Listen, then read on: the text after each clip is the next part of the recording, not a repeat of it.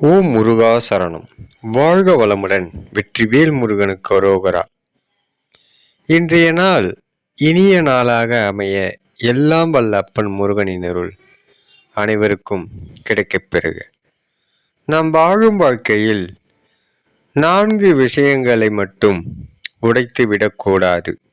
1 அன்பு, 2 நட்பு, 3 நம்பிக்கை, 4 இதயம். இதில் எது உடைந்தாலும் சத்தம் என்பது கேட்கவே கேட்காது. ஆனால் வலிகள் மட்டுமே அதிகமாக இருக்கும்.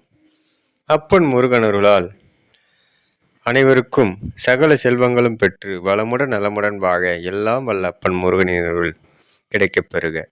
ஓம் முருகா சரணம். முருகனின் மகன் ரவி முருகன். வெற்றிவேல் முருகனுக்கு அரோகரா. ஓம் முருகா சரணம் சரணம் சரணமே.